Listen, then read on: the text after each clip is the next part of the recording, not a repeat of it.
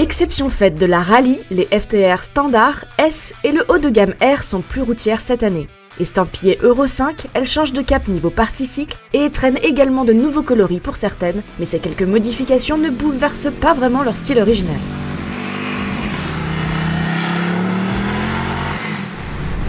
C'est vrai qu'on conserve toujours cette belle identité spécifique au niveau du look, l'esprit street tracker. En revanche, assis sur cette nouvelle définition de la FTR 1200 R Carbone Euro 5, ça fait un joli nom, et ben tout a changé. On est dans la diminution. Alors diminution de taille au niveau des jantes, c'est plus du 19 et du 18 à l'arrière, comme sur la version rallye qui reste au catalogue. Non, là maintenant sur la nouvelle gamme FTR route, on va dire, on est passé en jante de 17. Diminution également au niveau de l'angle de la fourche, on n'est plus à 26,3, on est à 25 degrés, donc une géométrie différente. On a également des débattements qui sont différents. Là maintenant on est à 120 mm de débattement, c'est plus 150. Une hauteur de selle qui a changé, je suis à 780 mm au lieu des 805 mm. Donc une garde au sol également qui a évolué, de 180 à peu près à 160 mm. On est sur vraiment des caractéristiques plus roadster, d'autant plus que le guidon aussi s'est réduit de 2 cm de chaque côté, ce qui me donne moi le sentiment d'avoir une meilleure maîtrise de la direction. Et surtout, sur cette selle qui a été rabaissée, je peux adopter une autre posture, moins buste droit. Je peux me basculer un petit peu plus sur l'avant. J'aime beaucoup cette modularité. Je suis bien assis aussi sur la selle spécifique de cette version R. Une selle sur laquelle vous voyez écrit FTR. Je suis bien assis, j'ai pas les jambes trop repliées. Elles le sont, certes, mais pas trop. Et puis je trouve que le travail des suspensions Öhlins est remarquable pour servir mon confort. Il y a une très bonne capacité d'amortissement, elles réagissent plutôt bien. Bon, et au niveau de la passagère ou au niveau du passager, ça dit quoi? Ça c'est Clem qui s'y est collé. Je pense que Clem, tu vas être assez rapide vu que rien qu'en statique on a déjà compris en fait ce qui se passait. Ah oui, je confirme Mehdi. Si vous aviez dans l'idée de faire de belles balades champêtres à deux sur cette belle monture, il faudra qu'elle soit courte, très courte. Le problème ne vient pas de la selle. Bien qu'elle soit assez étroite, sa texture la rend relativement confortable, mais cette position... Les repose-pieds sont placés si haut que les jambes se replient selon un angle que même les contorsionnistes verraient comme un défi. Alors les balades à deux, oui, mais chacun sa moto. Bon, mais elle a d'autres atouts cette FTR. T'en penses quoi de ce moteur, Mehdi? On est dans la diminution au niveau de la partie cycle. En revanche, on est toujours sur les mêmes valeurs de puissance et de couple, malgré le passage à Euro 5. Et ce que ne dit pas la fiche technique, c'est qu'en fait, on a du gras, on a du couple. Dès qu'on dépasse les 3500 tours, jusqu'à à peu près 8000 tours, sachant que le berlingot érupte à 8500 tours, on a une plage vraiment très remplie. On a une certaine souplesse aussi en dessous des 3500 tours. On peut rouler à 2005 tranquillement sur un filet de gaz. Ça, c'est plutôt cool. Il est très attachant, ce moteur. Il part assez directement quand on se met sur le mode de conduite sport. Quand on est sur le mode de conduite standard, il est un petit peu plus rond, il est un petit peu plus souple. Ça, c'est bien quand on a un passager ou une passagère. Oh là là, ça pousse. La connexion à la poignée, elle est incroyable. Il y a une ambiance mécanique qui est vraiment agréable quand on roule. Il y a des vibrations, oui, il y a des vibrations normales. On est sur un gros Twin 1200 à refroidissement liquide. Je trouve un petit peu le caractère d'un bicylindre Ducati, moi je trouve. Au moment de l'ouverture, avec ses gros grognements, cette gouache. Et puis cette allonge également. Alors maintenant, la question à 100 balles, est-ce qu'elle est plus incisive et plus sympa dans le sinueux? Oui, je confirme, il y a un très bon train avant. On a une très bonne remontée d'informations. Il est assez précis.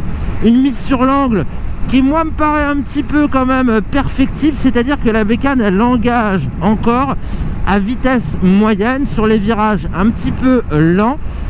Le phénomène disparaît à plus vive allure, mais au-delà de ça, j'ai l'impression qu'il y a un certain désaccord entre avant et arrière.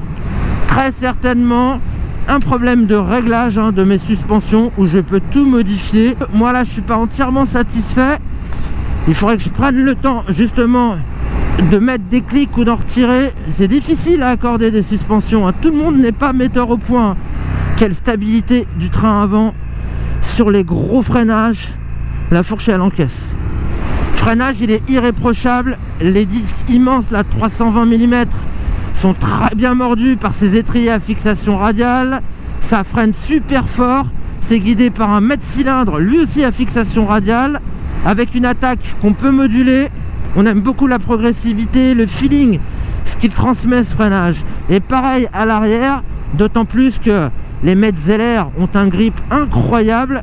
C'est Sportec M9 RR. Alors je les compare même plus au Dunlop de l'ancienne version.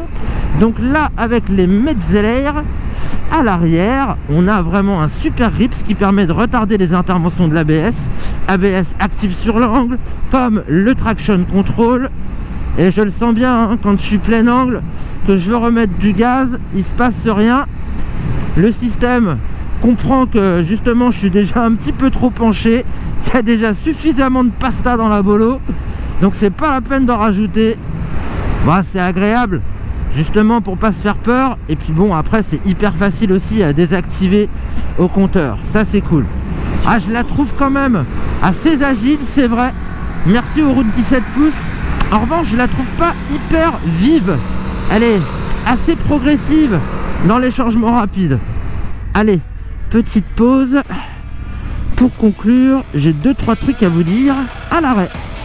Bon, petit plateau de fin pour vous parler de 3 choses qui me tiennent à cœur. Tout d'abord, l'ambiance mécanique. On la ressent quand même pas mal à l'arrêt grâce à cette ligne Akrapovic homologuée. Un son Euro 5, certes, mais qui a quand même du caractère, de la consistance. Je vous fais écouter.